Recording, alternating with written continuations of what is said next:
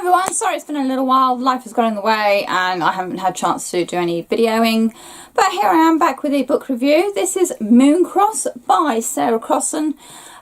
It's not a book I would normally have picked up. It was recommended to me by my new boss. Yes, I have a new job. I work in a library.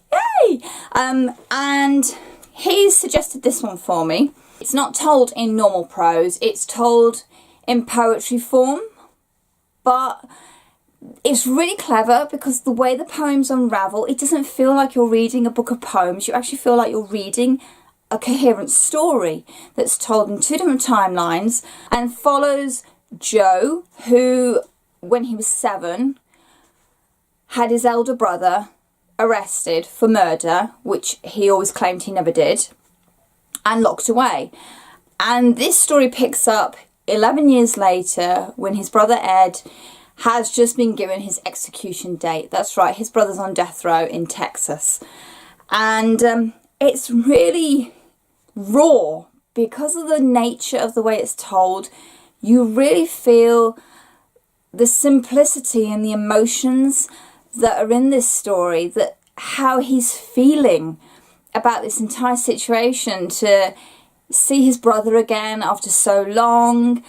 Does he even know his brother anymore? And how he's feeling about the whole turmoil of, you know, are we going to get a reprieve? Is he going to be, is his sentence going to be reduced or not? And all those fraught emotions. And then there's all the emotions to do with his family as well. And it's really powerful, this story. And it's not something I would have normally picked up. I don't pick up contemporary YA books. I'm just not bothered by them. But the nature that this way is told, it's not an original story. You know, there has been stories of death and love and friendship and forgiveness before, but the way this one is told is unique.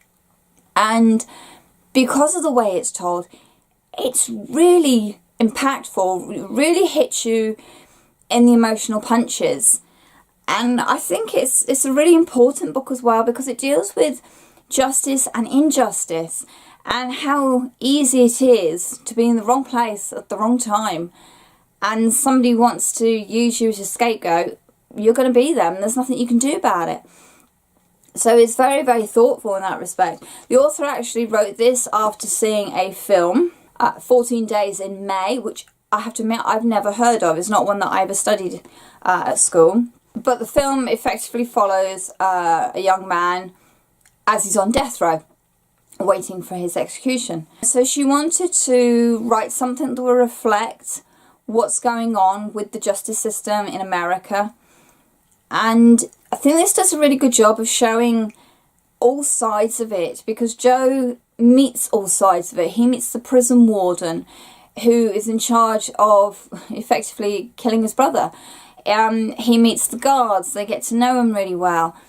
Obviously, the effect it's had on his brother, the effect it has on his whole family, and the fact that society and media don't care about them. As far as they're concerned, his brother is a killer and the whole family is tarnished, and it's how they've coped with that and tried to get on with their lives. It is told in two timelines, so it could get a little confusing, but it doesn't, because of the way this is very clearly poems on a particular part of the story. At no point did I ever get lost. At no point did I go, hold on, what am I reading? It's very clear when we move from one timeline to another timeline.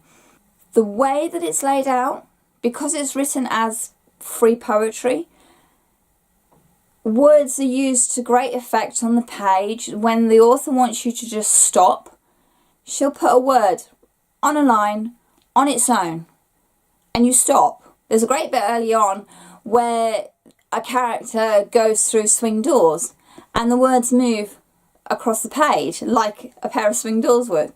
So it's quite visual in that respect as well. It's incredibly clever, and I would recommend people to read this. I read this last night. I literally sat down and read this last night. It doesn't take long, but it sticks with you and you feel it. It's one of those books that you feel.